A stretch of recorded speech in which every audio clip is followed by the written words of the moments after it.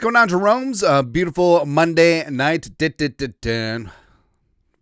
Vikings play Monday Night Football in like 5 weeks. Wait, 1, 2, 3, 4, 5 weeks. Close enough. But, of course, Monday, August 4th, the famous night practice for Minnesota Fighting Vikings training camp. Everyone's looking good. And also this was on the television where scientists have been researching for years the level that we are back. They haven't found it yet. Yeah, but PA looking full-on Silver Fox. Pete Bursich, my neighbor, as well as Ben Lieber. It's looking good. It's looking good. Can we have these three do all Vikings games and the Super Bowl as well? Because the Vikings will be there. That'd be good. That'd be good. But, of course, the man of the hour was J. McCarthy. Jonathan James McCarthy. And then also Brett Rippanass and Slinging Sam Howell in the background. But everyone's excited to see what number 9 could do. And, of course, the full connection between Kevin O'Connell and J.J. McCarthy was on display as well. Plus, remember, this is J.J. McCarthy's first night practice because last year they delayed practice from the 5th to the 12th because weather or something like that.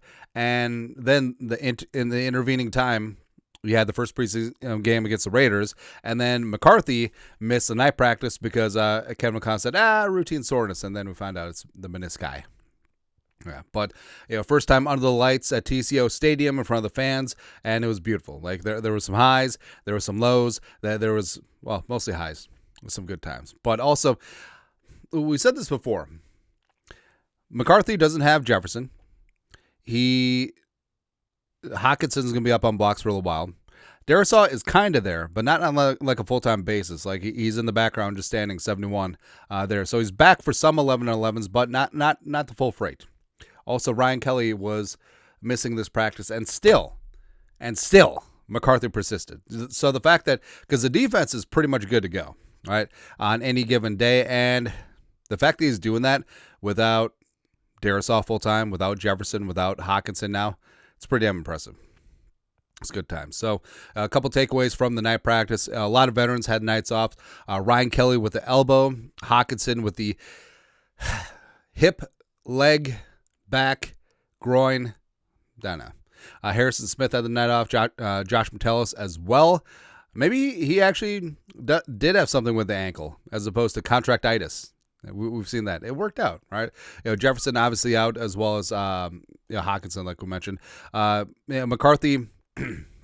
So the arm strength is legit, and we talked about before. Like arm strength is more than just Joe Milton III, 97,000 yards, Jeff George back in the day, or Anthony Richardson. Like people still talk about that 65-yard bomb Anthony Richardson had as a rookie. It doesn't matter. It's more than throwing a football over the mountains. Like arm strength to me is more important. Can you fit the ball in a tight window where only the receiver can get it before the safety and the corner close on it on 3rd and 9 right at the sticks? Like, do you have the Tangy Zip America Whip to be able to do that? That's what's more important, way more important about arm strength. And McCarthy certainly has that. Plus, the J.J. McCarthy to Jordan Addison connection, chemistry, like beyond Nudie, it might be the story at camp. Because Addison, obviously facing the suspension, but quickly building up that chemistry and anticipation is good. Plus, McCarthy, anticipation throws are legit. Throwing guys open, and plus having the confidence to spin it like that, because you don't necessarily see that with a lot of young quarterbacks coming in, right? And also, McCarthy has the benefit for coming from a pro-style system, but a lot of quarterbacks coming from spread or sort of gimmicky, Tennessee, Oregon offenses, that you see it and you throw it. See it and you throw it. See it and you throw it. Where McCarthy's letting go of darts that are just throwing the guy open. Like you're throwing it before the receiver's even into his breaks, let alone out of it, right? So it does stand out. Plus, he did get loosed in a couple in red zone drills with his legs, which is going to be kind of important. I honestly feel like McCarthy is going to be valuable as a fantasy quarterback. I think he'll end up in the top 10 just because I think he'll have a decent floor with rushing yardage as well as some red zone touchdowns as well. Plus, I mean, we've talked about this. A quarterback who can run, like an actual mobile quarterback, like puts a lot of stress on defense, man. And also, you get a lot more man looks underneath because it's tough to turn your back on a mobile quarterback. Plus, there's nothing more just disheartening. Like 3rd and 12, deep in the other team's own territory, and you got everything covered up. Everything's good to go. You get pressure, and then the quarterback just scrambles for 14 yards. It's like, ay-ya.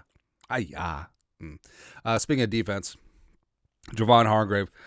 So, I mean, Hargrave would be eligible for the Earl of Egan, Mr. Mankato, if he was a little bit younger, right? But Javon Hargrave, 32, just destroying fools. Like 11 on 11s looking good.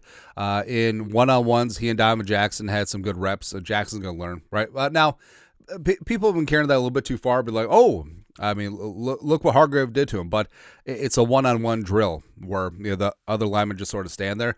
I mean, he would have had help. C.J. Ham would have been there as well, or the running back in pass pro. So not all is lost, right? Also, Michael Juergens started center in place of Ryan Kelly. Now, Juergens turfed the ball a couple times during practice last week, but I'm still bullish on Michael Juergens. I feel like it puts the lotion on its skin or else it gets the hose again. It has a chance to be the center of the future. I really do, in a couple of years. AVG would have had a safety when they're working on backed up in your own end zone type drills. Dan Orlovsky would be proud. Lucky Jackson getting some first-team reps. So your top 3 receivers with the first-team offense were Addison, Naylor, and Lucky Jackson. Now, I know people are complaining, well, what about Ty Felton? What about him? Knew he was going to take some time. It's fine. Rondale Moore, you're not getting those reps. That's something to raise an eyebrow. But I feel like Jackson, Deshaun Jones, and Thayer Thomas have had a really nice camp so far. Plus, Bolden Fleming in there. So the cupboard certainly is not bare at receiver without Justin Jefferson at this moment in time. Also, defense was just dominant all the way around. Like 1st through 3rd units, I mean, they were bringing heat. They were getting pressure, moving the quarterbacks off the spot. And I feel like it's going to be such a fun defense to watch, man. And just so creative. Like every single week, someone else is going to be the hero. Someone else is going to step up. And I feel like this is just going to be such a fun defense, man. It's going to be really good. Also, like I said, quarterbacks move out the spot. Sam Howell was not good again. I mean, there's really no other way to slice it. There was one rep where he had Deshaun Jones on a go route, massively underthrew it, and Zamiah Vaughn had good coverage, but he probably would have been called for DPI because it was so horribly underthrown. It's just not clicking, right? Rippon primarily worked with the threes again. Brosmer, I mean, I would actually give Brosmer a chance, man. I know preseason and joint practice will go a long ways to stratifying things, like who rises, who doesn't.